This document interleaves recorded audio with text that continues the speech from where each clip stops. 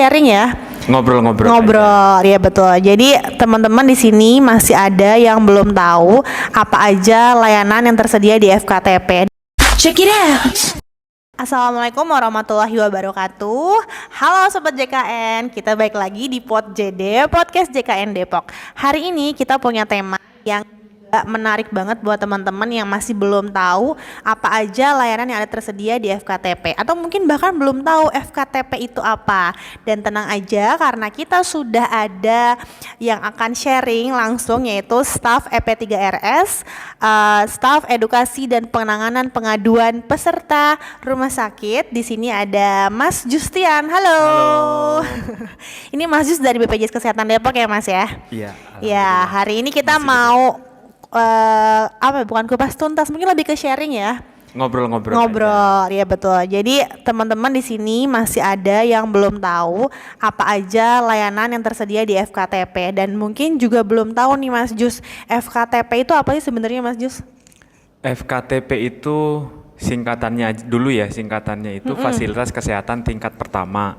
Jadi di FKTP itu nanti layanan-layanannya itu adalah layanan-layanan dasar yang diberikan oleh dokter umum atau bukan dokter spesialis. Jadi istilahnya itu non spesialistik atau primer. Nah, primernya ini bisa rawat jalan, bisa rawat inap juga bisa gitu, Mas. Jadi apa aja yang termasuk dalam FKTP sendiri sih Mas Jus? FKTP itu kalau yang sering di semua tempat ada, itu pastinya ada puskesmas ya. Mau di pelosok, mau di mana juga pasti ada puskesmas. Ada juga praktek dokter pribadi, ada juga praktek dokter gigi, itu juga termasuk FKTP karena dokter gigi yang non spesialistik juga masuknya ke pelayanan dasar atau primer. Terus ada juga klinik. Kalau di kota-kota pasti banyak klinik, tapi kalau di daerah atau yang terpencil pasti adanya yang terkenal puskesmas gitu. Oke, itu tadi FKTP dan apa aja yang termasuk dalam FKTP ya. Terus kalau jenis pemeriksaan dasar yang bisa dilakukan di FKTP dan di cover oleh JKN tuh apa sih Mas Jus? Kalau untuk pelayanannya dulu ya, pelayanannya di FKTP itu mulai dari administrasi pelayanan, itu bisa, terus pelayanan promotif preventif, sebenarnya ini kan yang penting ya. Jadi istilahnya kan mencegah daripada lebih ke mengobatinya, itu lebih kita mengutamakannya pencegahannya dulu. Jadi ada promotif preventif, terus dia pemeriksaan, kemudian pengobatan juga bisa, konsultasi medis juga bisa. Intinya yang pelayanan dasar yang bukan dilakukan oleh dokter spesialis. Kemudian ada juga tindakan medis non spesialistik, misal untuk apa aja tuh? Persalinan normal itu bisa di FKTP. Kemudian contohnya misalkan ada luka ringan yang harus dijahit, itu juga bisa dilakukan di FKTP. Kemudian ada juga nanti pemeriksaan laboratorium dasar, misalkan ya gula darah, kemudian asam urat seperti itu cek lab dasar itu bisa dilakukan di FKTP. Nah, kalau misalkan memang tidak bisa dilakukan di FKTP, nanti baru dirujuk ke rumah sakit, jadi ke dokter yang spesialis begitu. Nah, tadi Mas Jus juga sempat singgung untuk dokter gigi yang non spesialistik bisa di FKTP ya. Nah, artinya peserta JKN tuh bisa nggak sih untuk melakukan pemeriksaan gigi dan juga mulut di FKTP? Bisa. Jadi di FKTP itu di sini kan tadi beberapa FKTP yang kita sebutkan tadi ada puskesmas sama klinik pratama ya. Jadi kalau untuk puskesmas dan klinik pratama harusnya sudah ada dokter giginya di situ. Jadi tidak dirujuk ke dokter gigi yang praktek mandiri. Nah, di situ bisa dilakukan pemeriksaan gigi dan mulut yang kategorinya bisa dilakukan oleh dokter gigi yang ada di FKTP.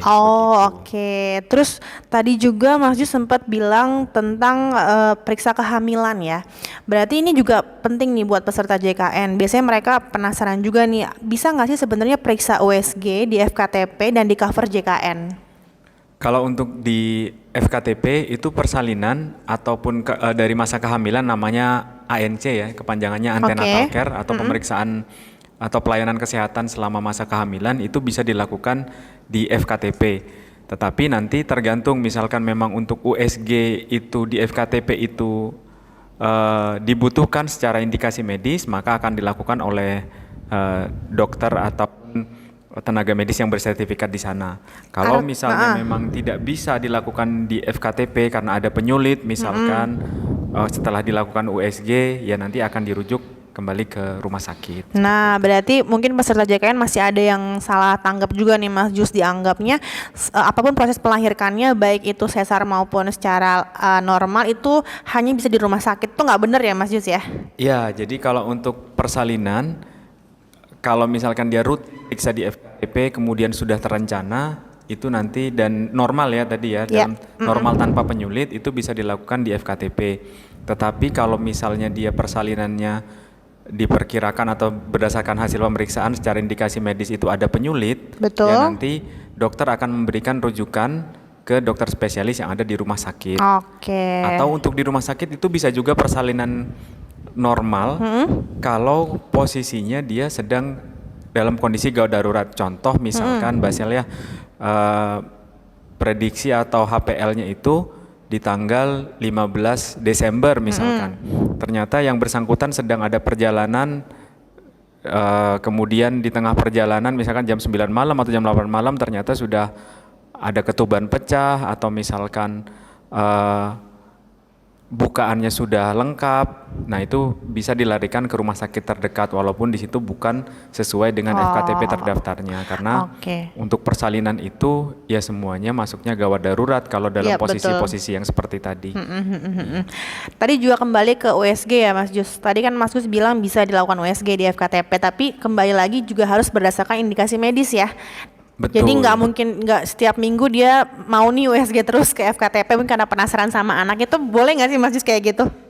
Kalau USG memang sesuai dengan indikasi medis dan sesuai dengan trimesternya ya. Biasanya kan di trimester 1 itu kalau di FKTP biasanya dilakukan 1 kali pemeriksaan USG seperti itu. Nanti di trimester akhir juga ada pemeriksaan USG. Tapi kalau misalkan seperti yang Mbak Seli tadi pengen setiap minggu gitu. Setiap minggu boleh, tapi kan kalau untuk di BPJS Kesehatan atau di program JKN ini yang masuk di penjaminan itu adalah yang sesuai indikasi medis. Kalau atas permintaan sendiri, boleh, kita nggak ngelarang orang minta untuk USG, tetapi ya nanti tidak namanya dijamin permintaan ya? Sendiri ya bayar sendiri. Oh gitu, itu konsekuensinya ya. Iya, jadi betul. Bukan setiap minggu dia boleh USG sebebasnya, mungkin karena kangen sama janinnya, pengen lihat mukanya gitu ya. Benar. Oke, harus digarisbawahi ya tadi bahwa USG sendiri harus berdasarkan dengan indikasi medis. Oke, kalau kita udah ngebahas tuh tadi ada pemeriksaan dasar yang dilakukan, kemudian juga ada USG, periksa kehamilan, periksa gigi, mulut dan lain-lain. Nah, mungkin peserta JKN juga di sini ada sobat JKN yang masih bertanya-tanya juga nih, sebenarnya alur di FKTP sendiri tuh gimana sih Mas Jus? Untuk alur di FKTP sebenarnya baik pasien JKN ataupun non JKN ya, alurnya sama sebenarnya. Jadi tergantung dari FKTP-nya. Jadi masing-masing FKTP punya alurnya masing-masing. Cuman secara garis besar pasien untuk di pasien JKN bisa dengan aplikasi mobile JKN atau datang langsung ke FKTP, kemudian didata oleh bagian administrasi. Nah, nanti setelah itu mendapatkan nomor antrian, kemudian dipanggil dokter dan menerima obat setelah itu kalau misalkan memang harus ada obat yang diberikan. Jadi kurang lebih sih sama dengan kalau kita datang periksa secara umum ataupun bayar pribadi dengan peserta JKN, alurnya sama, cuman bedanya di pembayarannya tadi saja Mbak Sel. Oke, terakhir nih Mas Jus, ada nggak kira-kira Mas Jus sendiri atau mungkin kerabat atau yang memang tetangga, saudara itu punya pengalaman menggunakan kartu JKN untuk berobat di FKTP? Terus kira-kira ceritanya seperti apa, sakitnya apa, terus juga gimana treatmentnya dan lain-lain? Kalau waktu itu saya pernah periksa di salah satu klinik lah ya di Depok, di Margonda begitu. Cuman sudah agak lama sih ya, mungkin 2 tahun yang lalu. Masih baru ya itu ya, 2 tahun lalu ya. 2 tahun yang lalu itu periksa mata sih Mbak Sel gitu ya. Jadi memang kalau untuk di FKTP tipsnya itu adalah kita pintar-pintar cari FKTP yang sekiranya menurut kita nyaman dan mudah kita jangkau gitu ya. Maksudnya nyaman di sini, yang perlu kita pertimbangkan juga jumlah pasiennya di sana. Jadi misalkan FKTP A jumlah pasiennya 5.000 atau 6.000 begitu, ada FKTP yang lain yang cuma pasien terdaftar atau peserta terdaftarnya di situ cuma 2.000, ya nanti senyamannya kita pilih yang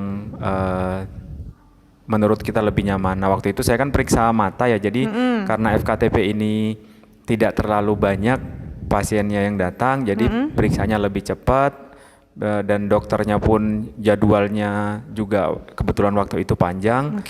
Nah untuk periksa yang kebetulan waktu itu saya datang ke FKTP karena pemeriksaannya memang pemeriksaan dasar, jadi bukan hanya iritasi mata begitu, cuman sudah beberapa hari jadi saya periksakan, akhirnya memang tidak dirujuk ke rumah sakit, hanya diberikan obat di sana dan setelah itu diarahkan untuk berobat di rumah seperti itu, Mbak. Berarti sangat memuaskan ya Mas Jus ya pengalamannya ya? Iya, jadi puas atau tidak puas sih sebenarnya ya, kalau di kita sebagai pemberi layanan mengusahakan itu sebaik mungkin ke masyarakat. Betul. Nanti kembali lagi kan masalah ekspektasi dan realita yang diterima, kadang-kadang ekspektasi kita terlalu tinggi gitu kan ya. Nah, seperti tadi makanya saya tekankan pemilihan FKTP itu penting sesuai dengan kenyamanan kita. Jangan-jangan kita misalkan milih karena saran dari orang lain, bayangan kita udah wah ini bakal cepat dan segala macam, ternyata pas kita cek, wah peserta terdaftarnya dengan dokternya cuma 2, misalkan di sana sudah 15.000 orang, ya nanti antriannya bakal panjang gitu. Jadi dipertimbangkan untuk pemilihan FKTP. Bisa juga kan kalau di Mobile JKN ada namanya informasi lokasi Paskes, di situ juga ada rating dari FKTP itu. Jadi pengalaman-pengalaman pasien sebelumnya seperti apa kita bisa lihat di sana selain dari Google Review misalkan. Nah, biasanya pun kalau misalnya peserta atau sobat JKN mau mengubah Paskes, nanti akan ada keterangan ya di Mobile JKN-nya bahwa FKTP ini sudah berapa peserta yang terdaftar. Jadi untuk pertimbangan juga ya buat dia apakah nanti dia mau mendaftar di situ atau tidak. Gitu ya Mas Yus ya? Betul. Lengkap banget ya. Informasi hari ini sangat-sangat lengkap, luar biasa. Terima kasih banyak ya Mas Jus untuk sharingnya. Oke, sama-sama. Nanti kita next akan sharing lagi ya mungkin ya. Informasi boleh. JKN yang masih banyak juga yang mungkin sobat JKN tunggu-tunggu. Jadi tetap stay tune terus di Pod JD. Terima kasih Mas Jus. Sama-sama. Salam Pod JD. Stay healthy, keep productive. Yeay.